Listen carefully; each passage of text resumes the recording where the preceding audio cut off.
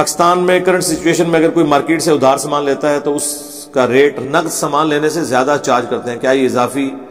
میرے بھائی جب کوئی گڈز آ گئی نا تو کسی کی مرضی وہ جتنا مرضی لے, الا یہ کہ گورنمنٹ کسی پرائس کو فکس کر دے.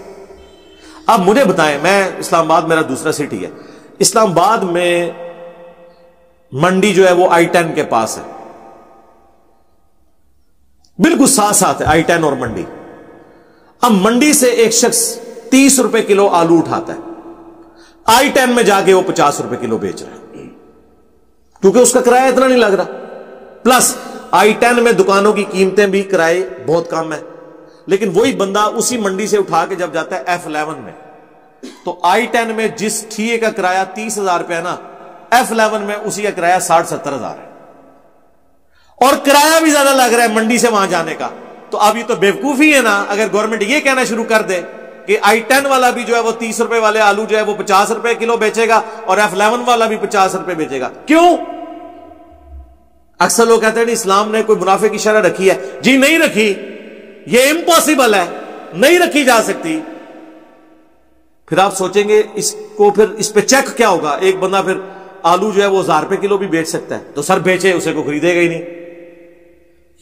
وہ جب 1000 بیچ رہا ہوگا دوسرا 100 روپے بیچ رہا ہوگا, تو اس پہ چیک کیا ہوگا؟ بلیک مارکیٹنگ نہ ہو. اس کو کون انشور کرے گا؟ وہ گورنمنٹ انشور کرے گی کہ کوئی شخص پوری مارکیٹ کا آلو اٹھا کے اپنے پاس سٹور کر کے تو 1000 روپے کلو نہ بیچنا شروع کر دے. جب مارکیٹ اوپن ہوگی, بیچ تو پتر تو صابن دی ٹکیا 10,000 دی بیچ, میں تک نہ کون خریدا ہے تیرے کو, نہیں لیں گے. لیکن اگر تو کہ میں دنیا کے سارے صابن اٹھا کے 1000 روپے کی ٹکیا بیچوں گا, تو یہ ہوگی بلیک مارکیٹنگ اور چور بازاری ہے. اس کو گورنمنٹ نے انشور کرنا ہے, جس طرح یہ پچھلے دنوں چینی کے ساتھ جو کچھ ہوا, مصنوعی سب کچھ کیا گیا, گندم کے ساتھ کیا جاتا ہے. اور معذرت کے ساتھ اکثر اس میں دیندار طبقہ انوالو ہے. ان کی نمازیں اور داڑیاں اور حج دیکھیں تو گنتے جائیں. چور بازاری انہوں نے مچائی ہوئی ہے. اور اس سے بڑے چور وہ ہیں کہ جو لوگ پھر ان لوگوں کے مرنے کے اوپر جا کے ان کی میتوں کے اوپر دعائیں کرواتے ہیں,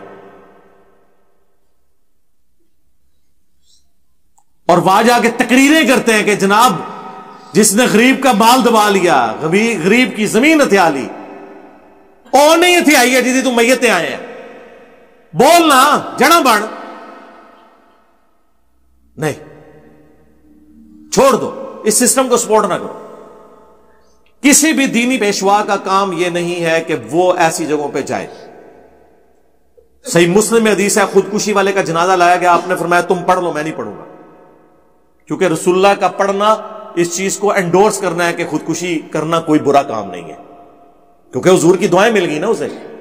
بخاری مسلم میں آیا کہ مقروض کا جنازہ لایا جاتا تو آپ نہیں پڑھتے تھے, فرماتے تھے تم پڑھ لو, میں نہیں پڑھوں گا, تاکہ قرض جو ہے نا وہ انڈورس نہ ہو.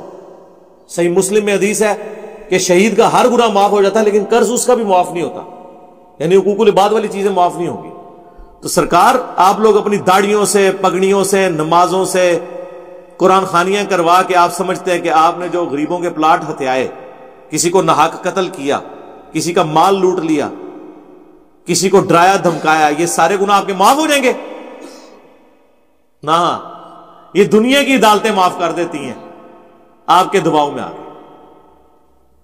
صحیح مسلم میں حدیث ہے قیامت والے دن ایک شخص لایا جائے گا, اور یہ تو ایک رول ماڈل کے طور پہ بات کی گئی, ہزاروں لوگ ہوں گے ایسے, پہاڑوں کے برابر. نبی علیہ السلام فرمایا اس کی نماز, روزہ, حج, زکات کی نیکیاں ہوں گی, لیکن آئے گا اس حال میں کہ دنیا میں کسی کو مارا, کسی کو دھمکایا, کسی کا مال دبایا, کسی کا خون بہایا.